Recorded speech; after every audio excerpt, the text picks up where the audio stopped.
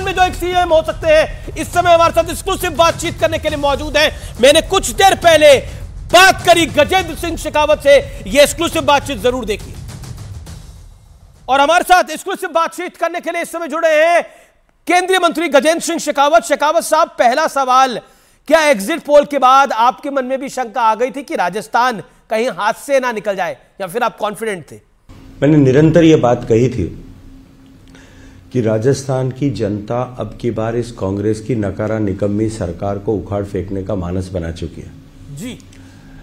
1 साल पहले हुई जनाक्रोश यात्राओं के समय में जो जनता के मन के भाव हम लोगों ने समझे थे और धरातल पर जाकर के राजस्थान के सभी कोनों में जो महसूस किया था कि राजस्थान की जनता अब इस सरकार को, जो मात्र अपना संवैधानिक आयुष पूरा कर रही है, एक दिन भी बर्दाश्त करने के लिए तैयार नहीं है। जी, मेरा अगला सवाल है, आपने जीत के बाद कहा कि जादूगर का जादू नहीं चला, तो फिर किसका जादू चला?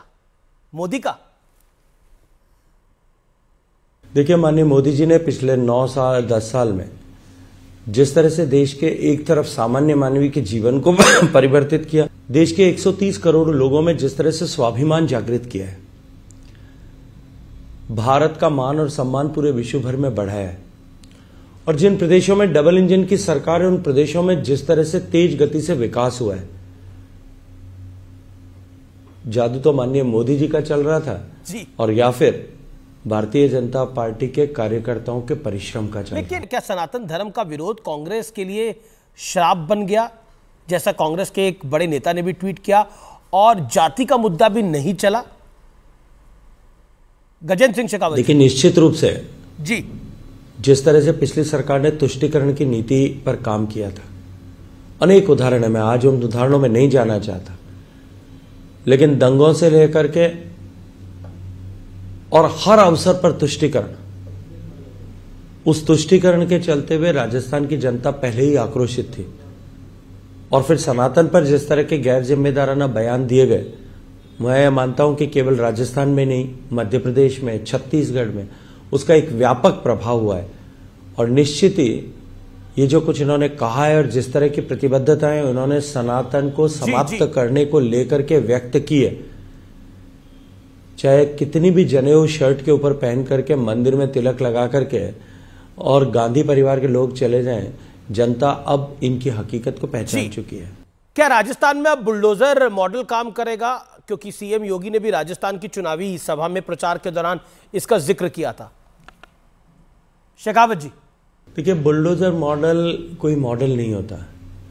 विषय यह है कि अपराध के प्रति जीरो टॉलरेंस की नीति से काम करना पड़ेगा जी। राजस्थान में कन्हैयालाल हत्याकांड हुआ, उसको भारतीय जनता पार्टी यानी आपकी पार्टी ने भुनाया भी। क्या आपको लगता है वो भी जीत का एक कारण बनी? उदयपुर में बड़ी जीत हुई बीजेपी की।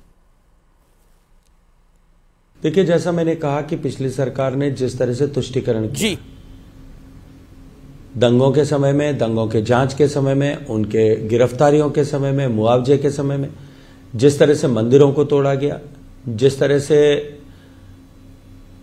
त्योहारों पर, उत्सवों के समय धारा 144 लगा करके प्रतिबंध लगाए गए, और दूसरी तरफ एक दूसरे समाज को पोषित करने के लिए जिस तरह की घटनाएं हुई जी शेखावत जी, उसके कारण से निश्चित रूप से एक आक्रोश जनता के मन में था। और कन्हैयालाल टेलर की हत्या, और वो एक ऐसे व्यक्ति की हत्या जो 5, 6, 7 बार पुलिस के सामने जाकर के सुरक्षा की गुहार लगा चुका हो, निश्चित रूप से इसने जनता के मन और मानस को उद्वेलित किया है।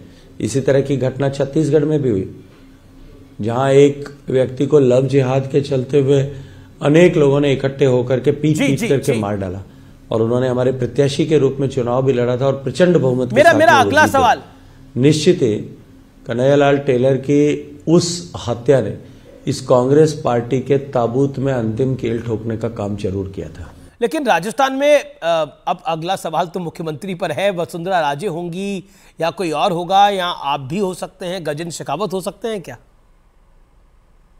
मैंने बार बार ये कहा, आज फिर एक बार कहूंगा कि ये विधायक दल की बैठक होने दीजिए, विधायकों को अपना नेता चुनने दीजिए, उस पर मुहर लगाने का काम पार्लियामेंट्री बोर्ड का होता है। शेखावत साहब, आखिरी में एक छोटा सा सवाल है मेरा, आपके सांसद जो विधायक का चुनाव जीत गए हैं, क्या वो लोकसभा 2024 में दोबारा लड़ेंगे या फिर वो विधायक ही रहेंगे? चलिए देखिए, पार्टी का निर्णय होगा, पार्टी तय करेगी। धन्यवाद। बहुत बहुत शुक्रिया आपका शेखावत जी हमारे साथ जुड़ने के लिए।